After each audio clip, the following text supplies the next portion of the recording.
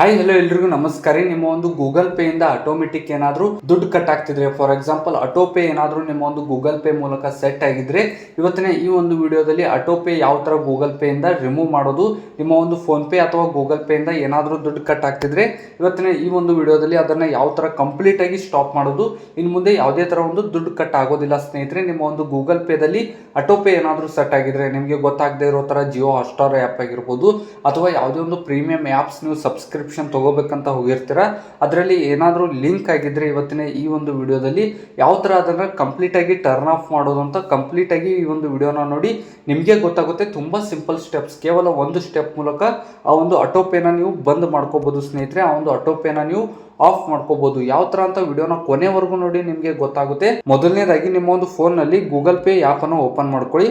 ಈ ಒಂದು G pay app ಅನ್ನು ಓಪನ್ ಮಾಡ್ಕೊಳ್ಳಿ. ಗೂಗಲ್ ಪೇ ಆಪ್ ಓಪನ್ ಮಾಡ್ಕೊಂಡಾಗ ನಮಗೆ ಈ ತರ ಒಂದು ಇಂಟರ್ಫೇಸ್ ಬರ್ತಾ ಇರುವಂತದ್ದು.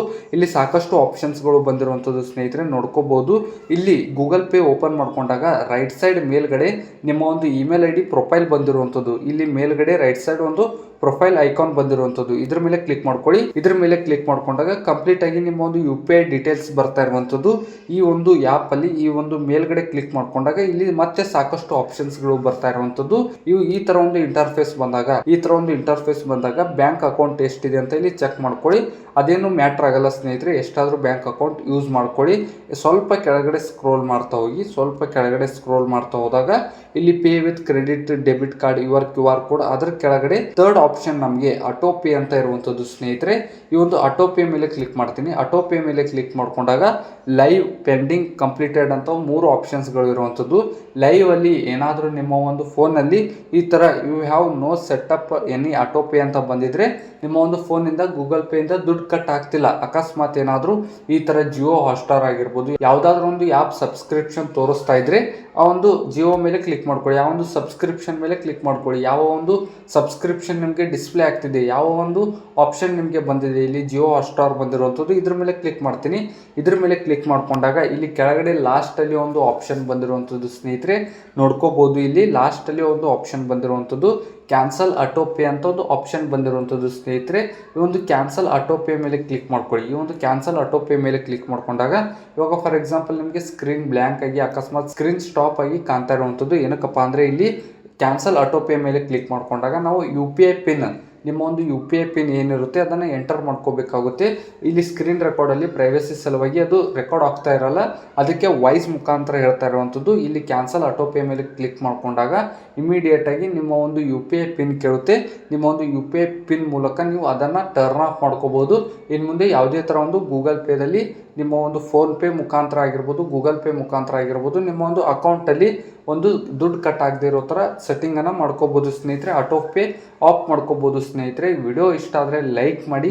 ಏನೇ ಒಂದು ಡೌಟ್ಸ್ ಇದ್ರೂ ಕೆಳಗಡೆ ಕಾಮೆಂಟ್ ಮೂಲಕ ತಿಳಿಸಿ. ನಮ್ಮ ಒಂದು ಯೂಟ್ಯೂಬ್ ಚಾನಲ್ಗೆ ಮರಿದೇ ಸಬ್ಸ್ಕ್ರೈಬ್ ಕೂಡ ಮಾಡ್ಕೊಳ್ಳಿ ಅಂತ ಹೇಳ್ತಾ ನಿಮ್ಮ ಒಂದು ಟೈಮನ್ನು ವೇಸ್ಟ್ ಮಾಡದೆ ಇನ್ನೊಂದು ಫೋನ್ಪೇದಲ್ಲಿ ಯಾವ ಥರ ಅಂತಲೂ ತಿಳಿಸ್ಕೊಡ್ತಾ ಹೋಗ್ತೀನಿ.